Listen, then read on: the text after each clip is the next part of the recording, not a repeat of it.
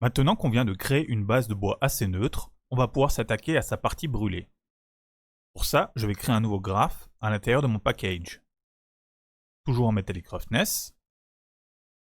Et je vais le nommer Coal. En réalité, je ne savais pas trop comment le nommer. Je ne sais pas si on peut vraiment parler de charbon pour cette partie, mais ça fera l'affaire. J'ai donc un nouveau graphe vierge avec seulement mes principaux outputs. Je vais pouvoir m'attaquer à la base de mon matériel, cette sorte de pattern qui se répète sur la plupart de mes références.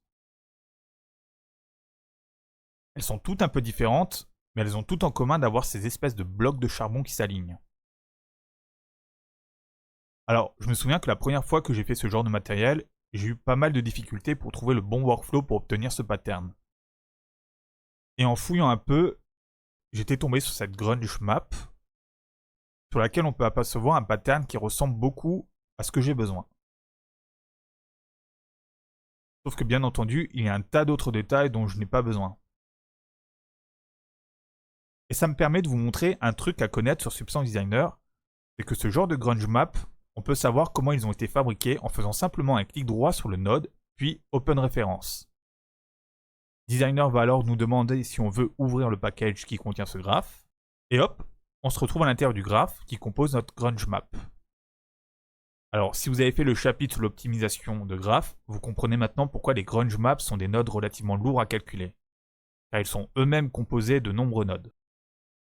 Ce que je peux faire maintenant, c'est parcourir le graphe pour retrouver à partir de quel moment le pattern qui m'intéresse a été constitué, et comment il a été fait. Donc là, je commence par exemple à voir ce genre de bloc, qui est sur la bonne piste. Et donc si je remonte, je vois les différentes étapes.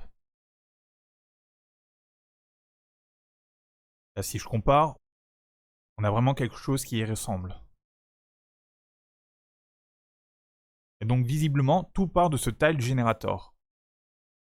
Je vois que ce sont des briques qui s'entremêlent, et en blurant ces briques, et en soustrayant la base, j'obtiens quelque chose qui m'intéresse. Si je vois que la map a été contrastée, puis déformée, etc. Je vais donc m'inspirer de ça pour constituer mon propre matériel.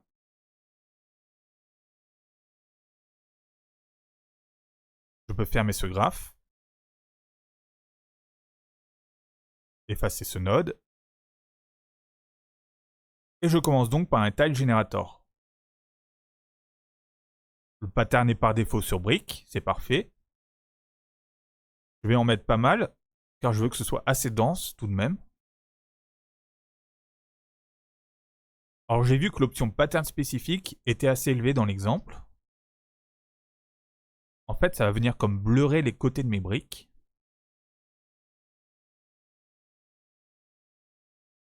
Je veux que mes briques s'entremêlent un peu. Et avoir différentes tailles.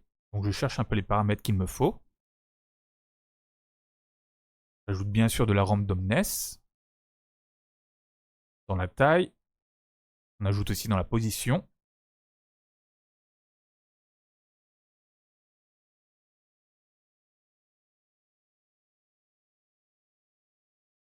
Alors pas besoin de la rotation. Et j'avais vu que dans le grunge map, le blending mode était paramétré sur max. Voilà, ça commence à y ressembler. Il faudrait que les briques soient un peu plus grandes pour combler les vides.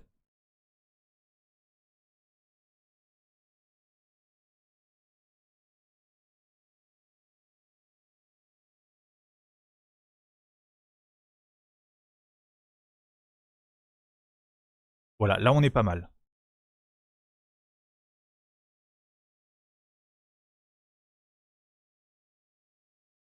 Je vais commencer à brancher ça à mes outputs pour voir un peu le résultat. Donc comme pour le bois, je me crée un point d'ancrage pour me faciliter la vie.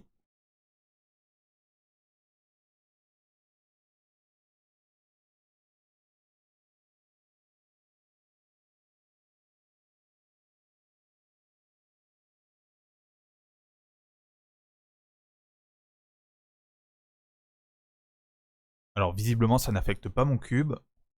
Ça arrive parfois que les outputs soient déconnectés. Pour corriger ça, c'est facile, il suffit que je drag and drop mon graphe depuis la fenêtre d'Explorer vers ma 3D View. Voilà, parfait. J'augmente un peu la roughness pour pas que ce soit trop brillant, étant donné que le matériel sera plutôt mat.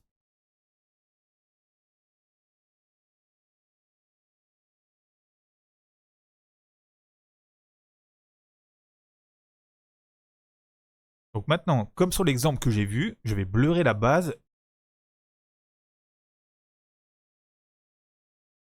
et faire une soustraction avec un node de blend. Donc le blur dans le background et le tile generator dans le foreground. Et si je soustrais, le pattern apparaît bien.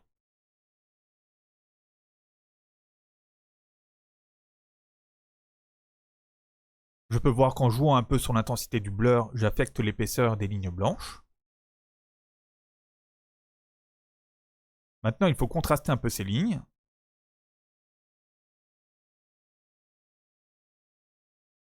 J'aime bien le faire avec un level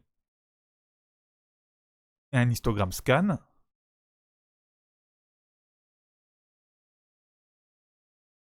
Ça peut être utile de séparer ça en 2 nodes pour avoir plus de contrôle par la suite. Là, j'essaye vraiment de faire ressortir les lignes sans trop en perdre. Il y a des petits ajustements à faire.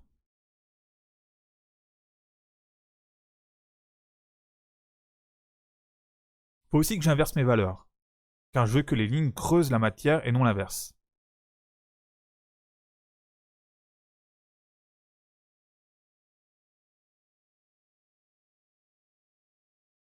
On a déjà quelque chose d'assez intéressant. Les bords ne sont pas trop sharp. Il y a comme un bevel qui vient donner un peu de volume. Par contre, je veux déformer un peu tout ça, car c'est un peu trop droit. Je vais utiliser pour ça un multidirectional warp.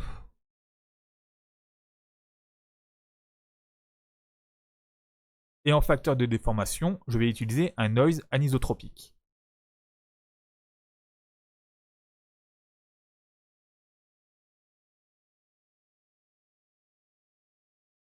Pour le moment, ça déforme ma texture dans plein de directions. Moi, je veux que ça se déforme seulement sur un axe.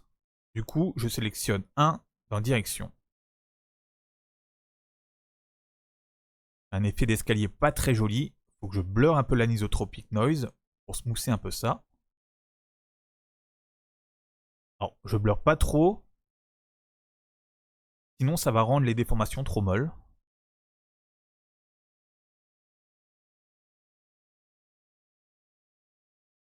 Voilà, je pense qu'on est pas mal. Ça va nous servir de base pour tout le reste. Et on n'a pas eu besoin d'énormément de nodes pour faire tout ça. Donc on s'en sort plutôt bien. Et comme d'habitude, j'oublie pas de ranger mon nouveau bloc dans un frame.